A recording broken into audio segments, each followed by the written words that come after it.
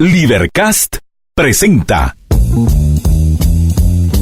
una producción de Libertópolis, donde nuestra misión es promover un mundo de personas libres y responsables en búsqueda de su felicidad. Creamos valor innovando, analizando y transmitiendo información e ideas. Día a día encontrarás los episodios de las emisiones correspondientes a nuestros programas. Contravía, todo a pulmón. Contravía por la tarde, más negocios y Liberviernes.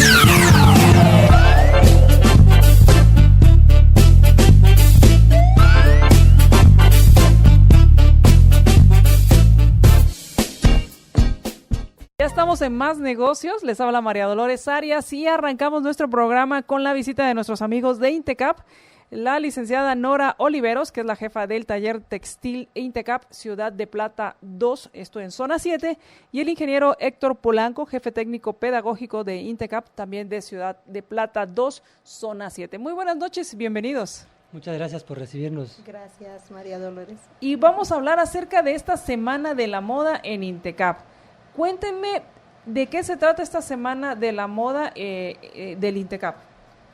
Esta semana la tenemos contemplada para poder proyectar las diferentes áreas de lo que es en el sector textil sobre las carreras que nuestros participantes desarrollan han desarrollado durante este año. Nuestros participantes acá pues lo que quieren darse a entender es cómo ellos han diseñado, qué es lo que han hecho durante su proceso de formación, e invitamos a empresas para poder venir y compartir esa experiencia para poder montar seminarios. Vamos a tener un reality sobre la elaboración de vestidos de novia, y el inicio de nuestra semana será con la presentación de una película para dar a conocer todo el proyecto que nosotros vamos a tener durante esa semana. Ahora, dos temas. Primero, ¿qué tiene que ver una película y por qué van a poner una película para iniciar la Semana de la Moda en Intecap? ¿Y cuáles son las carreras que hay relacionadas al mundo o al sector textil? Claro que sí. Bueno, ¿por qué iniciamos con una película? Esto es algo muy interesante. Una productora se acerca a nosotros y nos pide que les apoyemos con la elaboración del vestuario de una película. Nosotros estamos acostumbrados a enfrentar esos retos y pues dijimos que sí con todos nuestros estudiantes de las diferentes carreras, entre ellas el técnico en diseño industrial del vestuario, la carrera de modista, la carrera de sastrería, y todos los estudiantes unidos pues elaboraron 80 trajes para esta película. La película se llama Una mujer de coraje, es la vida de Dolores Bedoya, y se elaboraron trajes de época. ¿Cuántos vestuarios se hizo, perdón? 80 trajes. 80 aproximadamente, trajes. Sí. ¿Quién hizo la investigación? Porque obviamente no es hacer cualquier cosa, sino hay que investigar qué vestuario se usaba en esa época. Claro que sí, el apoyo de la productora fue muy importante, pero también nuestros alumnos antes de empezar un proyecto tienen que hacer una investigación, sea el tema que corresponda, ellos primero investigan, incluso para encontrar su inspiración sobre temas X que se trabajen. Cuando hablemos un poquitín de la pasarela, pues vamos a hablar de ello, ¿verdad? Pero la investigación la hacen los chicos, ellos tienen que estar seguros de lo que están trabajando para no hacer algo que no vaya de acuerdo a lo que se nos está solicitando, en este caso por medio de la productora. Ahora, en este proyecto supongo que tuvieron que trabajar en equipo y entender cómo funciona ya una producción o una elaboración de cualquier producción textil, en el cual pues uno es el que costura o el que pega o corta piezas, pero está el que hace el diseño de cómo se debe cortar un lienzo de tela. Una mezcla de información, tanto con la productora como el desarrollo de los jóvenes, para ir aterrizando en el diseño final con el cual pues ya los actores salieron dentro de la productora. Porque por un lado el diseñador o quien se imagina cómo debería ser, pues lo dibuja y le pone los solancitos y qué sé yo, le pone. Pero ahora eso, ¿cómo se hace realidad? Claro que tiene toda la razón. Yo le comentaba en un principio que tuvimos a las diferentes carreras, ¿verdad? Tuvimos al técnico en diseño industrial del vestuario, ellos están preparándose para ser diseñadores. Ellos se encargaron de diseñar, También tuvimos inclusive el apoyo de la carrera de patronistas, es una carrera industrial de patronista, donde ellos pues lo único que hacen es patronar, ¿verdad? Patronar. Cuando decimos patronar, no es ser jefe. No es ser jefe. No es de patrón. Ay, no. No es patrón de jefe. De hecho, sino son... el patrón se llama patrón porque es el que nos manda, ¿verdad? Okay. Definitivamente yo hago el trazo, que es a lo que se refiere, y con ese trazo es el que me va a decir qué voy a hacer yo con la tela. Ese trazo es como la radiografía del vestuario que yo estoy trabajando. Podríamos decir que los patronistas, o quienes hacen es hacer las piezas de ese rompecabezas que forma el dibujo que hizo el diseñador. Claro que sí. Okay. Y como dentro de los trajes que se trabajaron, habían trajes tipo sastre, entonces ahí entra el trabajo de los sastres. Y demás vestuario, pues confeccionado tanto por los diseñadores, que no solamente diseñan, sino que también hacen trazos, confeccionan, porque la carrera está compuesta por todos esos temas y esos elementos. Y aparte el trabajo de las modistas, que también hacen patrón, cortan, confeccionan prendas. Entonces la capacitación es una capacitación completa, es una capacitación integral. Y entonces aquí todos trabajaron en conjunto y llevaron a cabo este proyecto que ahora se va a ver reflejado en la pantalla. Así es. Entonces así arranca la moda la Semana de la Moda en INTECAP. Esta es la primera con lo que arrancan las actividades. ¿Qué más va a haber? Vamos a tener durante la semana pues seminarios enfocados a la industria, sobre la parte de patronaje, sobre la tabla de diseño, sobre el tema de innovación, sobre el arte del textil y sobre también equipos y maquinaria que hoy en día pues se está representando para poder innovar dentro del sector. Se invita pues a diferentes entidades, tanto académicas como de negocio, para que participe dentro de esta semana para nosotros de la moda, donde se pueda aportar y también donde puedan compartir esos conocimientos con nuestros alumnos y con las demás personas que lleguen a realizar o a recibir estos seminarios. ¿Y esto va a ser de qué fecha a qué fecha?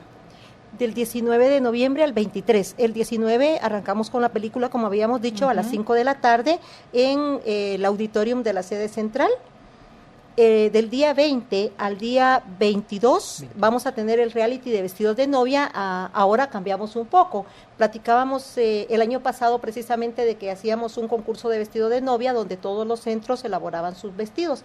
Ahora no. Ahora el día de mañana se hace la selección de los 12 mejores vestidos. Esos 12 mejores vestidos van a un reality que se va a realizar del 19 al 22 de noviembre, donde los alumnos tienen que demostrar ahí mismo que ese vestido de novia va a salir en los 4 días, ¿verdad? De esos 12 vestidos van a salir los 3 primeros lugares que se van a premiar en la pasarela del 23. ¿A qué se refiere que van a salir? A que van a quedar confeccionados totalmente y que van a tener ya una calificación en diferentes factores que se van a evaluar. Ok, pero entonces esos 12 vestidos que son seleccionados son un diseño. Es un diseño ¿Y de entonces, cada fase. Durante estos días del 20 al 22 ellos tienen que ese diseño convertirlo en realidad. Así es. Ok, y entonces por eso, y van a estar como que en vitrina, viendo todo el mundo viendo cómo ellos están seleccionando las telas, haciendo los patrones, cortando, confeccionando, haciendo acabados finales, todo.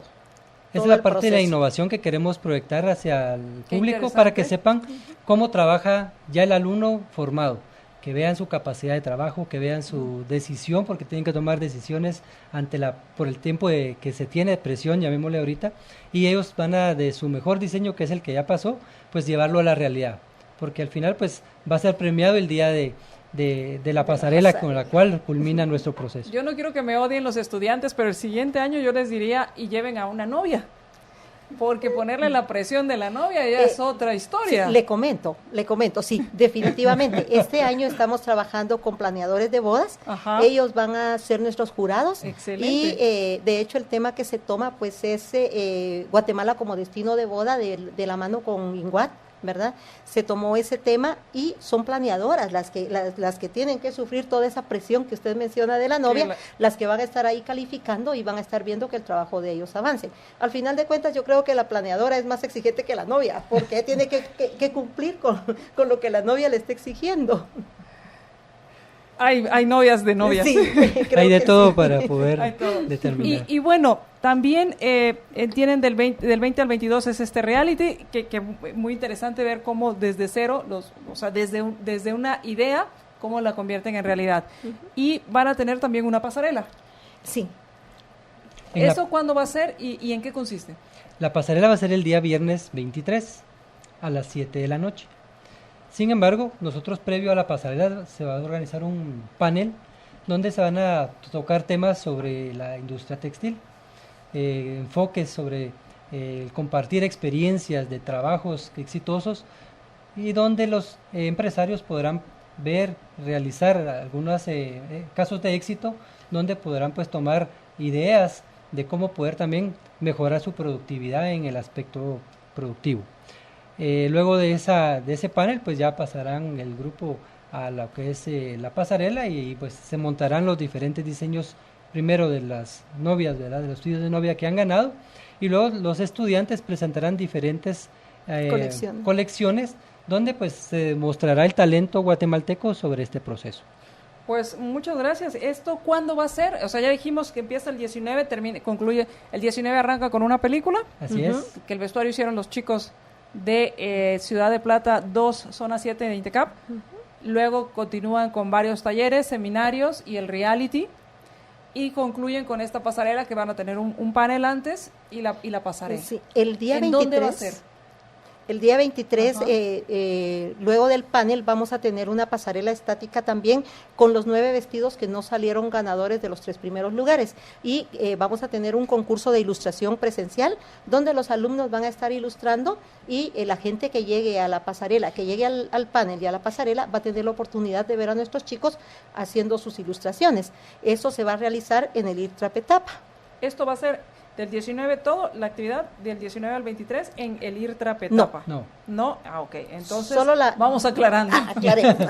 La actividad de seminarios, la exposición de empresas, el reality. ¿Y ¿sí? la película? No, seminarios, reality y la exposición de empresas va a ser en el Centro Guatemala 1. O sea, del 20 al 22. Del 20 al 22. Ok.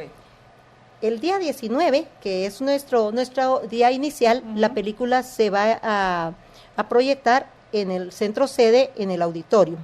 Ok, esto es en el centro sede. Del 20 al 22 es en Guatemala 1, Centro Guatemala 1. Guatemala 1, ¿que eso dónde es? En Ciudad de Plata. En Ciudad de Plata. Ok. Y el 23 en IRTRAPETAPA. En IRTRAPETAPA. Ahí culmina todo el proceso que se ha desarrollado. Ahí termina nuestra semana. ¿Mayores informes? ¿Dónde pueden conseguir mayores informes? ¿En qué página? En nuestros sitios oficiales, ¿verdad? En nuestra página web, en Facebook oficial, donde pueden manejar toda la documentación que se requiera para poder venir y trabajar. ¿Está dirigido a todo el público? ¿Hay algún costo de entrada? ¿O se tienen que registrar o solo llego? Hay una invitación que nosotros queremos dejar acá para poder invitar a nuestro público, ¿verdad? Que hoy nos escucha, para poderse ganar estas entradas para lo que es la película del día 19. Ah, perfecto. Donde pues la mecánica pues ustedes la podrán escoger, ¿verdad? Exacto. Para que puedan ellos estar presentes en la película en el día de la inauguración. Perfecto, entonces tenemos pases para ir a la película. Perfecto. Seminarios, todos los seminarios son gratuitos y son de entrada libre. Entrada libre. Del 20 al 22, nosotros en el Centro Guatemala 1 tenemos seminarios todo el día, durante los 3 días de nuestros diferentes, de las diferentes empresas que nos están apoyando con seminarios y el reality, que también es de entrada libre. Pues muchas gracias por habernos acompañado y muchas gracias por habernos dejado aquí la invitación para esta Semana de la Moda en INTECAP. Muchas gracias por la invitación. Por recibirnos de nuevo, qué gusto verlo. Igualmente, vamos a ir al corte y cuando regresemos, cómo pensar bien, sobre todo si somos empresarios y cómo tomar buenas decisiones. De eso estaremos platicando con nuestro invitado Warren Orbo.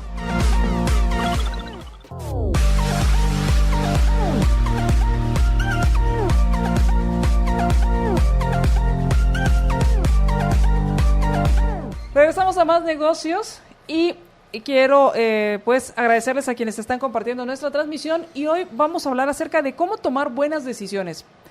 Es parte del éxito de un empresario tomar buenas decisiones. Y de esto vamos a platicar con nuestro invitado Warren Orbo, quien va a estar con nosotros durante estos miércoles en este mes de noviembre y nos va a ayudar a hablar acerca de qué habilidades tiene que desarrollar un empresario para ser exitoso. Y vamos a empezar con el de tomar buenas decisiones, el pensar bien. Muy buenas noches, Warren, ¿cómo estás? Muy bien, gracias. Veo que tú estás muy bien también. Muchas gracias. Y Warren, uno de las características que debe tener un buen empresario, un buen emprendedor es tomar buenas decisiones. ¿Cómo se asegura un emprendedor que está tomando pues las buenas decisiones o al menos las mejores decisiones que puede tomar? Claro. Y sobre todo para un emprendedor eso es vital, pero es muy complicado también, porque el emprendimiento siempre, como está trabajando en el mercado, y el mercado es incierto, porque el futuro es incierto, entonces está especulando qué es lo que va a pasar. De hecho, todo el mundo especula. Es decir, eso de que quieran penalizar la especulación es una tontera, porque todo el mundo está especulando qué va a pasar. La única manera de no especular es si supiéramos el futuro, pero eso no se sabe. Claro.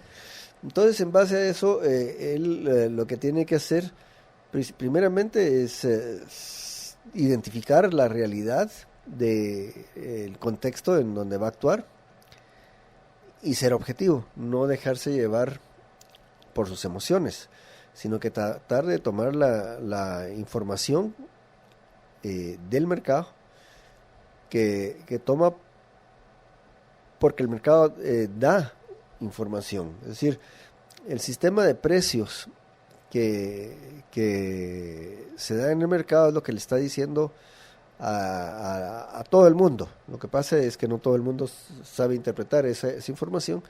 Le está diciendo dónde debe alocar uno sus recursos. Y aquí voy a hacer una distinción que creo que es importante, porque la gente cree que precio es lo que ve cuando llega al supermercado y ve un producto con la etiqueta. Eso no es precio, eso se llama, técnicamente se llama tasación. La tasación es lo que el ofertante de un producto le pone a su producto,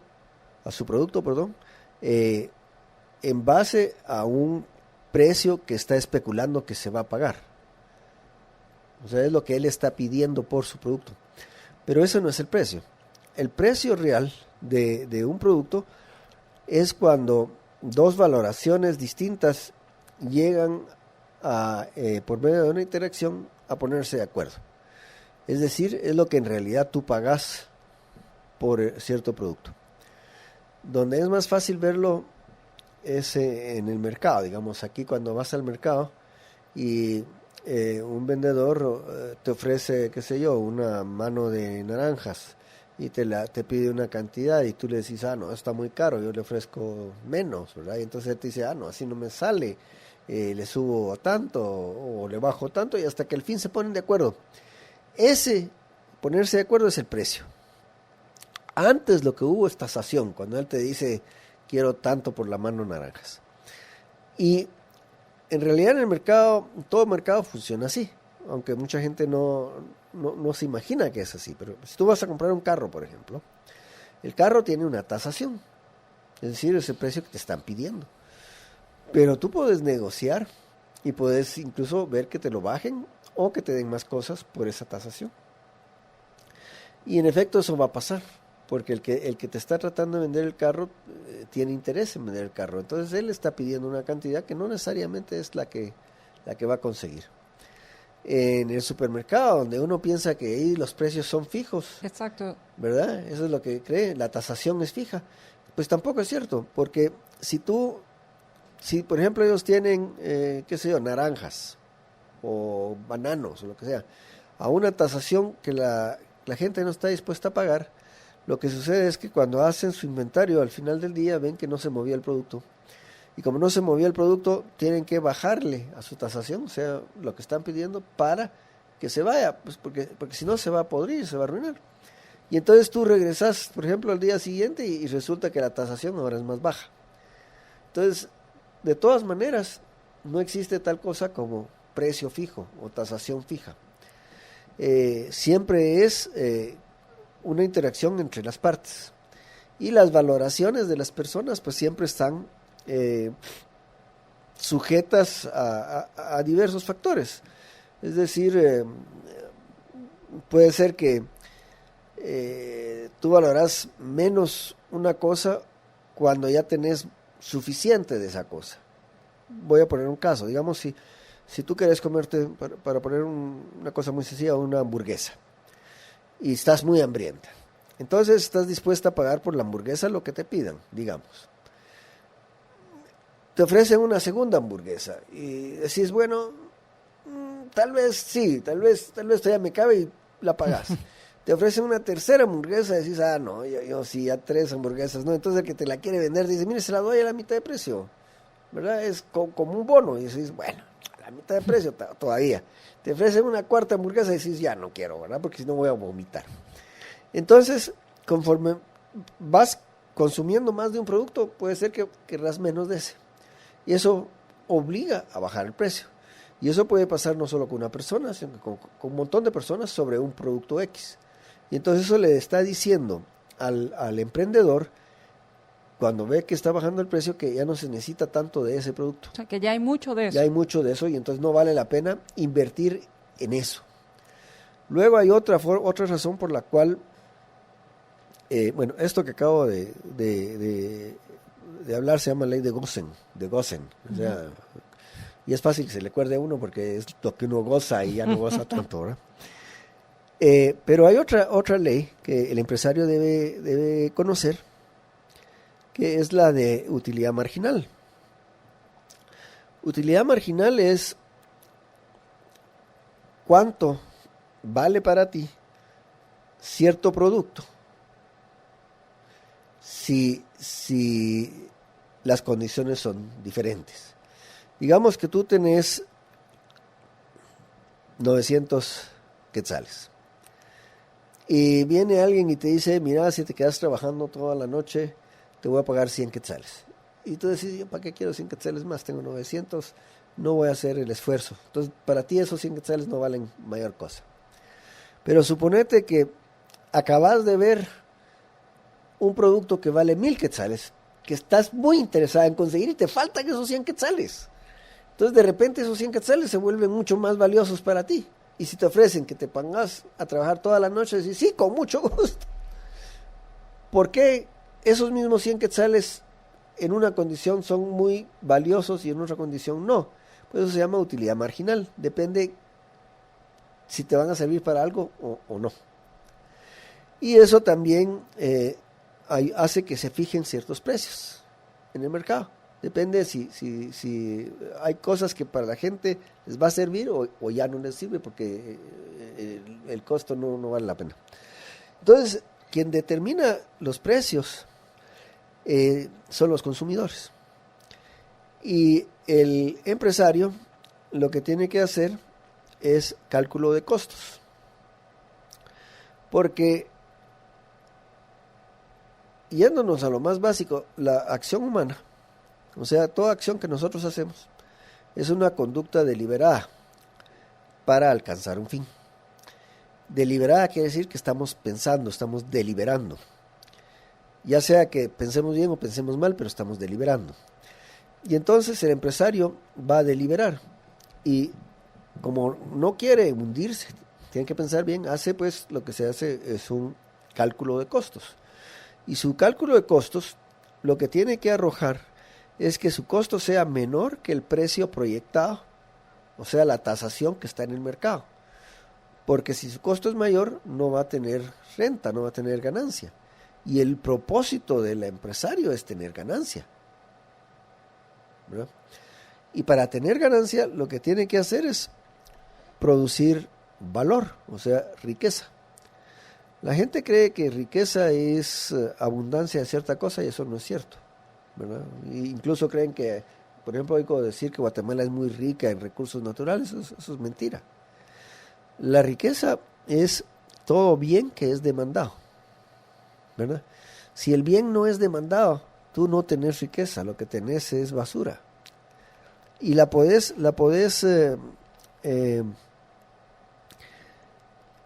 el bien puede ser cualquier cosa, es decir, puede ser un producto que vas a sacar a la venta, digamos, zapatos, por ejemplo. Si esos zapatos son demandados, estás creando riqueza. ¿Por qué? Porque le estás agregando valor a la vida del que compra y te está dando valor a ti. Pero si tú, por alguna, supongamos que se te ocurrió o viste que había una máquina que hacía botas izquierdas y estaba re barata, dijiste, aquí está el negocio. Compras tu máquina y haces botas izquierdas. Y después tenés el montón de botas izquierdas y no las puedes vender. A menos que haya algunos cuantos cojos que solo tengan la pierna izquierda. Y lo demás es basura. ¿Por qué? Porque no es demandado. Igual el que acumula moneda, digamos, dinero, ese dinero solo es riqueza si es demandado, ¿verdad? Por ejemplo, en Venezuela tú puedes acumular muchos bolívares, pero no son demandados. Claro, entonces no es riqueza. ¿Me explico? O sea, incluso uno podría pensar que el dinero, el acumular dinero es riqueza. Sí, pero solo si es demandado. Solo si es demandado. Claro, porque tú puedes acumular muchos bolívares o puedes acumular muchos dólares de Tanzania o Zimbabue o lo que sea, y eso no es demandado ni siquiera para papel tourette. Entonces no estás acumulando riqueza. Entonces la riqueza es un fenómeno que se da cuando se agrega valor. Y entonces, por ejemplo, el recurso natural no es un recurso natural, sino hay alguien que ve que puede funcionar para dar valor, ¿verdad? Es decir, lo que existe en realidad son cosas. Y es solo cuando una mente, o sea, del hombre, ve que esa cosa puede utilizarse para crear valor, que se vuelve un recurso. ¿Sí? Ok, vamos a ir al corte y cuando regresemos, dijiste, existen cosas que cuando se utiliza la mente y se transforma para generar valor, o sea, cuando para eso que se riqueza, genera, que crea riqueza, sí es demandado. Sí es demandado, sí. Ahora, esa mente que hace esa transformación, ¿cuál es esa disciplina o cuál es esa, cuando digo disciplina Ese no es me refiero... emprendedor. ¿Cuál es el olfato que tiene para hacer eso? Decís tú.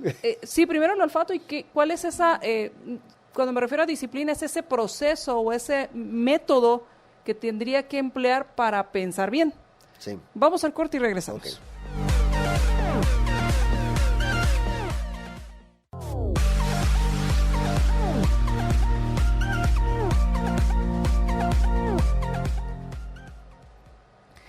Regresamos a más negocios y quiero aprovechar para invitarlos a, si ustedes quieren tener lo mejor de la San Martín en la puerta de su casa o su oficina y viven en las zonas 9, 10, 14, 15 y 16, pues lo único que tienen que hacer es marcar al 2215 1515, 2215 1515 por un consumo mínimo de 85 quetzales y un recargo de 12 por envío, pues ustedes pueden tener lo mejor de la San Martín en la puerta de su casa u oficina. 2215 1515. Quiero agradecer a quienes han compartido nuestra transmisión, muchísimas gracias. Quiero agradecer también a quienes nos mandan saludos. Luis Fernando Guzmán, saludos. A Ruth Chinchilla, muchas gracias. Yuri Victoriano, muchísimas gracias también. Eric Velázquez, muchas gracias. Angélica Arenales, Ed Méndez y Joel Ramírez, excelente programa. Muchas gracias. Y Warren, estamos platicando con Warren Orbo respecto a cómo pensar bien, cómo tomar buenas decisiones y los emprendedores, cómo pensar bien. Y te preguntaba, Warren, al salir del corte, era que tú hablabas que para producir riqueza existen cosas que se transforman a través de utilizar la mente, utilizar el razonamiento. Y entonces te preguntaba, ¿cuál es ese método que se debería emplear para pensar bien, para poder convertir esto en riqueza? Sí. Primero, pues, hay que estar atento a la realidad. O sea, hay que identificar la realidad. Hay que estar despierto, Sí, casi hay que estar atento. Enfocado, consciente. Pues, ¿cuál sería no enfocado todavía, sino que atento a lo que está pasando. Ok. Y luego, viendo lo que está pasando, hay que no solo ver, sino observar. Observar no es lo mismo que ver. Es decir, la mayoría de la gente está viendo, porque eso no se puede evitar. Es decir, abrir los ojos y ya estás viendo.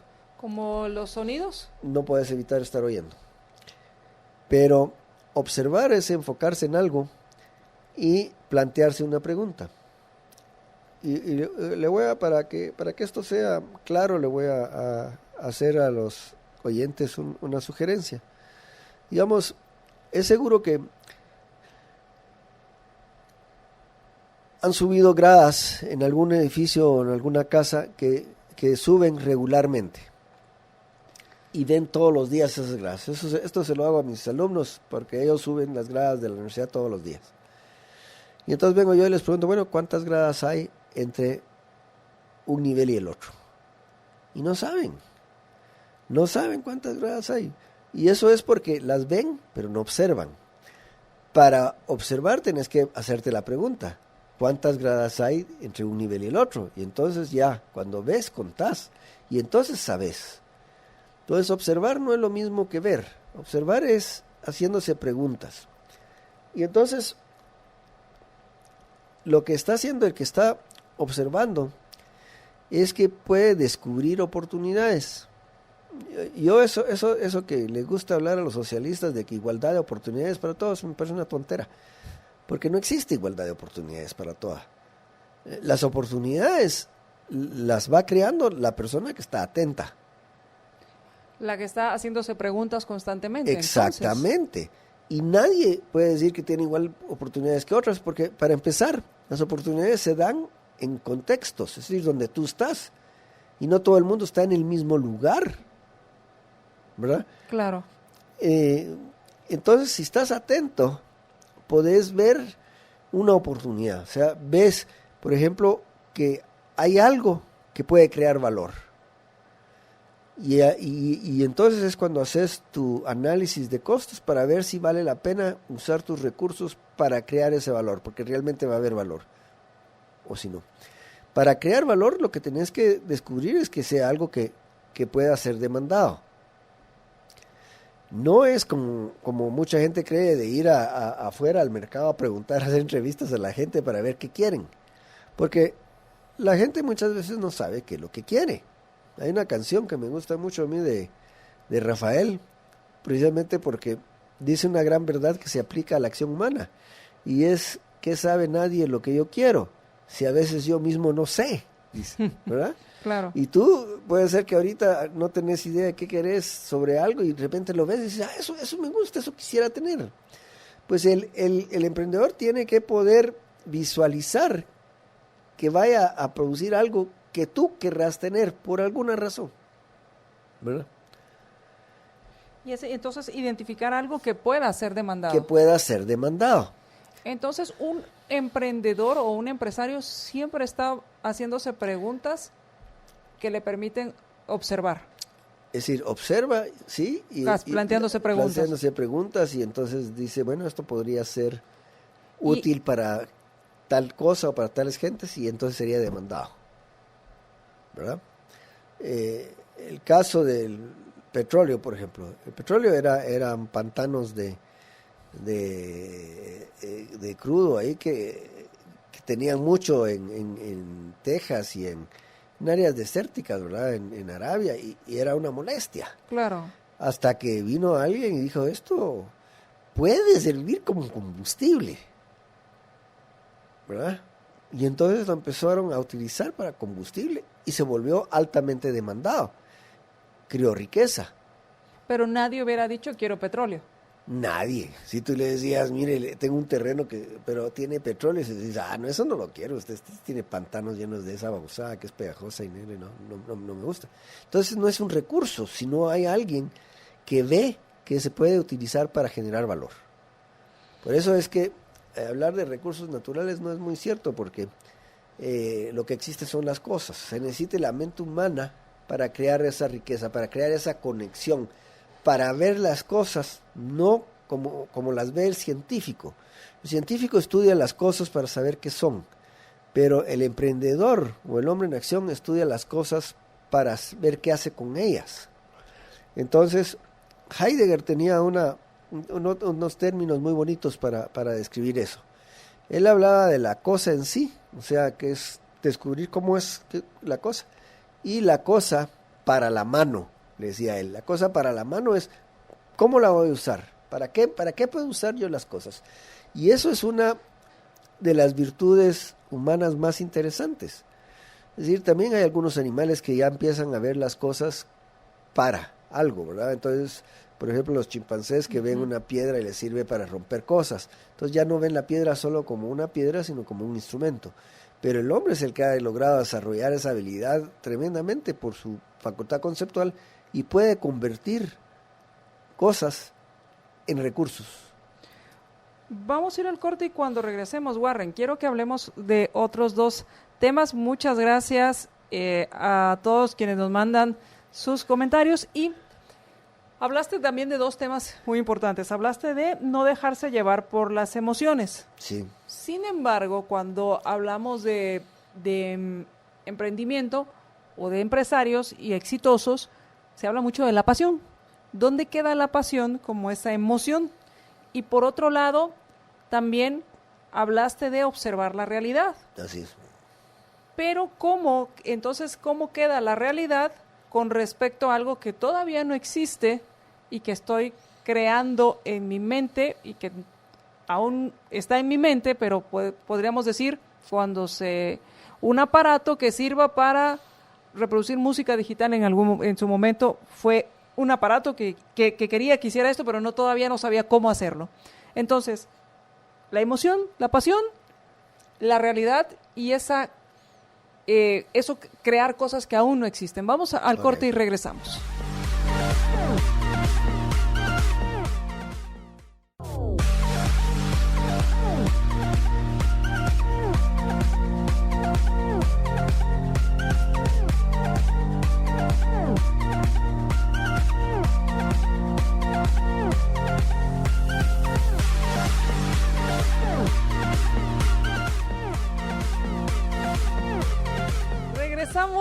Regresamos a Más Negocios. Gracias a todos quienes comparten nuestra transmisión, gracias a quienes nos escuchan por la 102.1 FM y gracias a quienes nos dejan sus mensajes. Estamos platicando con el profesor Warren Orbo, el director del Centro de Estudios de Capitalismo, y estamos hablando cómo tomar buenas decisiones, cómo un empresario debe tomar decisiones y cómo pensar bien. Hemos hablado acerca de varios temas, acerca de leyes en el mercado, de cómo opera el mercado, de la incertidumbre. Hablamos acerca de la diferencia entre observar y ver y hablábamos y nos quedamos en el segmento anterior con las preguntas respecto a la emoción y la pasión. Sí. Porque decías, cuando se toman decisiones no hay que dejarse llevar por esa emoción. Así es. Sin embargo, por otro lado nos dicen que te debe apasionar lo que haces.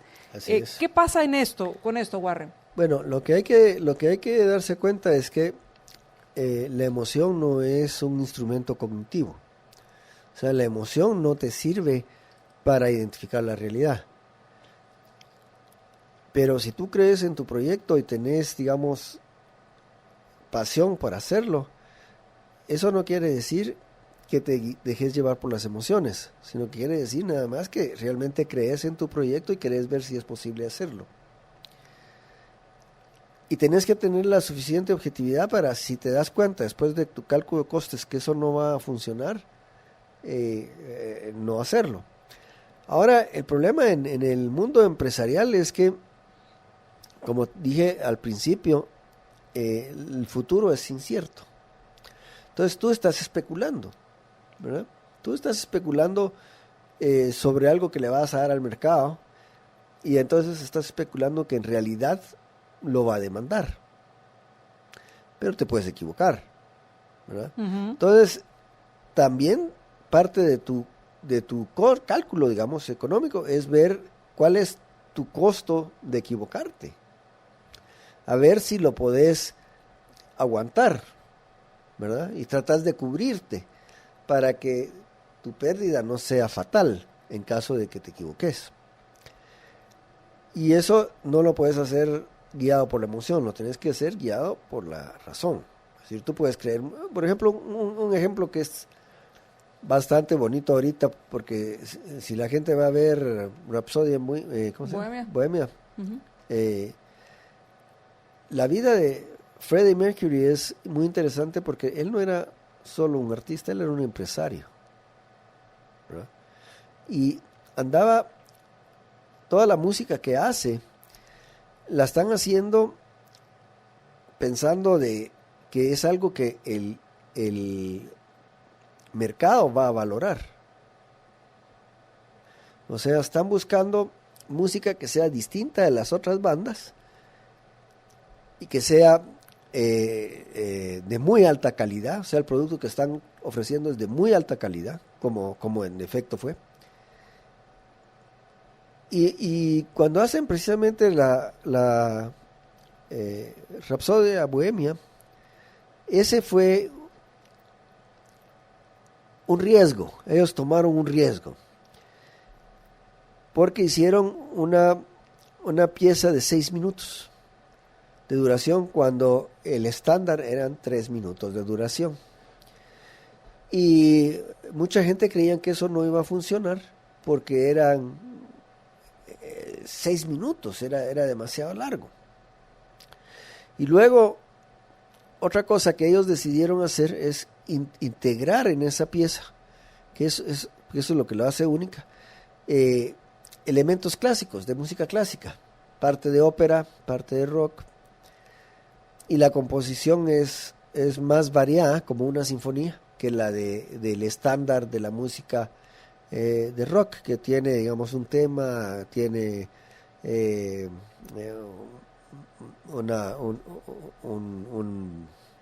un ritmo que va aparte, después se repite el tema, después otra vez el ritmo, después otra vez el tema y ahí termina. Esta es mucho más compleja. Entonces, lo que hacen es precisamente como empresarios a tratar de ver, de probar de que si el público iba a comprar eso. Y contra todo pronóstico, ¿verdad? Incluso bueno, no sé si debería contar esto porque les va a arruinar la película. Para ¿verdad? no arruinar la película. Pero Freddie Mercury hace algo para lograr que se oiga la pieza, que no querían ponerla en las radios. Y fue, de hecho, lo que los lanzó a la fama. A través de tomar esos riesgos, especulando en Especulando, claro. Ahora, el hecho de que sea apasionado de su música no le quitaba que tuviera en cuenta lo que podía suceder, hacer cálculos. Exactamente, y tampoco le quitaba en cuenta de que buscara la calidad. Es que si tú te dejas llevar por emociones, te puedes tontear. Si tú crees, lo que yo hago es magnífico y lo haces y ya solo porque lo hiciste está bien. Y no es cierto, tenés que revisarlo para ver si en realidad está bien. Y ahí no vale la emoción, porque la revisión es una autocrítica que tiene que ser muy severa. Y ahí tiene que ser totalmente racional. Y en todo producto que tú haces tiene que ser así. En la película se ve cómo él es de exigente con lo que están haciendo y cómo lo revisan y lo repiten hasta que llega a tener la calidad que creen que debe tener. Y entonces, naturalmente uno debe apasionarse por su producto porque si no, no va a ser nada bueno. Pero tiene que hacer el análisis de costos para ver si realmente vale la pena utilizar los recursos en ese producto y tiene que ver de que sea la calidad adecuada para ese producto. Y naturalmente ahí es cuando sale el mercado. Y eso no hay que olvidar que siempre es una especulación, ¿verdad? Y el otro tema es la realidad y la creatividad. Nos quedan pocos minutos, Warren. Cuando tú decías hay que estar apegado a la realidad, que es cuando hablábamos de esto, es que va muy relacionado con el producto, que ser exigente, que tener de buscar esa calidad. ¿Cómo entonces ser apegado a la realidad cuando hablamos de cosas que aún no existen, como el Rapsodia Bohemia, que no existía esta forma de integrar música? Claro, y que después generó muchas bandas que no solo hicieron 6 minutos, sino que hasta 14 minutos, ¿verdad? Y entonces, ¿cómo entra el tema de apegarme a la realidad, pero crear cosas que aún no existen? Exacto, pues primero apegarte a la realidad es tratar de hacer algo que tú ves que podría suceder. Digamos, en el caso de esto de la Rapsodia Bohemia, hay piezas clásicas que duran 6 minutos y que la gente le gusta y la oye. Entonces lo que ellos estaban tratando de hacer era una pieza, y esto es lo interesante, una pieza que no fuera solo para los jóvenes, sino que fuera para gente mayor. Gente que, por ejemplo, le gustaría la música clásica, y de esa manera la engancha con el rock. Entonces, lo que estaba especulando Freddie Mercury, y voy a hacer un paréntesis porque el Mercury es muy interesante que se haya puesto ese nombre, porque en inglés Mercurial es como alguien que es muy intenso, muy rápido, muy que volátil, ¿verdad? Que era lo que él era. Pero lo que él estaba tratando de hacer era crear una pieza con la cual se pudieran identificar más personas. O sea, que no fuera dirigido solo a un pequeño sector del mercado, sino que a un sector más amplio. Y en efecto eso fue lo que sucedió. O sea, observó bien y tuvo la visión de pensar, si combino estas cuestiones, voy a llegar a un sector más amplio. No es él el primero que hace eso, desde luego, digamos, antes de él, bueno, tú sos muy joven, pero como él es de la época en que yo soy, ¿verdad? De hecho, creo que tendríamos la misma edad, estaba Sergio Méndez y su Brasil 66, y estaba Herb Alpert, y ellos lo que hicieron fue fundir el jazz con música latinoamericana, lo cual también lo que buscaba era llegar a un público más amplio, y de hecho así fue. Entonces, esa es la especulación que está haciendo el emprendedor. Digamos, un emprendedor muy importante fue Steve Jobs. Steve Jobs saca el iPad, que no existía. Así es. No existía. Y tampoco pudo hacer una encuesta a las personas de si les gustaría o no tener un iPad. Steve Jobs lo que pensó es que qué fantástico sería para él tener un aparato que hiciera todas estas cosas. Y pensó, si a mí me gustaría tenerlo, probablemente a mucha gente le gustaría tenerlo también. Aparte de que en la fantasía ya se daba ese aparato. Es decir, en el imaginario de los novelistas y de los que hacen ciencia ficción o cuestiones de detective, ya habían cosas por el estilo. Dick Tracy, por ejemplo, no sé si tú te acordás de Dick Tracy. Dick Tracy tenía un reloj por el cual se comunicaba con otras personas y salía una pantalla y la imagen de la persona y todo. Era, digamos, una fantasía de lo que iba a ser el Skype. Hasta que alguien dice, bueno, eso puede ser, es fantasía, pero tal vez sí lo podemos hacer, y busca en la realidad cómo hacerlo y lo convierte en una realidad. Y a la gente le encanta, porque obviamente está atendiendo una necesidad real, que es la de comunicarse a una velocidad más rápida, a distancia, y además viendo en imagen a tu interlocutor. Entonces, esa visión, digamos, es la que el empresario busca para producir ciertas cosas. No es necesariamente el científico. El científico puede llegar, el empresario dice, ok, veamos, sí, y hace el cálculo y todo, y produzcámoslo y sale. Claro. Pues muchas gracias, Warren, por habernos acompañado este miércoles. Te esperamos el siguiente para que sigamos hablando acerca de cuáles son esas cualidades que debe tener un empresario si quiere ser exitoso. Así es. Ya hemos hablado algunas de ellas hoy. Estar atento, observar, utilizar su pensar bien, o sea, utilizar su lógica, conocer del mercado, entender qué es la especulación. Claro, y vamos a tener que hablar de que tienen que saber algo de filosofía también, porque como el hombre para actuar delibera, y para deliberar se basa muchas veces en principios, esos principios son filosóficos, sea que esté consciente o no de ellos, y que sean buenos o no. depende del tipo de filosofía que tenga. Entonces, lo que dicen los políticos es que ellos son sin ideología, eso es paja, ¿verdad? Es mentira. Todo el mundo tiene una ideología, lo que pasa es que no todo el mundo está consciente de cuál es. ¿Y por qué esto le afectaría a un empresario o a un emprendedor al momento de tomar decisiones? Exactamente. Pues muchísimas gracias, Warren. Vaya pues, mucho gusto. Muchas gracias a todos ustedes, gracias por haber compartido nuestra transmisión, que tengan una excelente noche, nos escuchamos en nuestra siguiente emisión y mientras nos volvemos a escuchar, sea feliz sin excusas. Libercast presentó una producción de Libertópolis. Recuerden que si quieren conocer más de nuestros programas, seguirnos en las diferentes redes sociales, o si quieren ver nuestros programas y conocer a nuestros conductores e invitados, pueden ingresar en www.libertopolis.com. Recuerda suscribirte y dejarnos 5 estrellas para que continuemos trabajando en producir más podcasts de tu interés. Libertópolis, ideas con valor.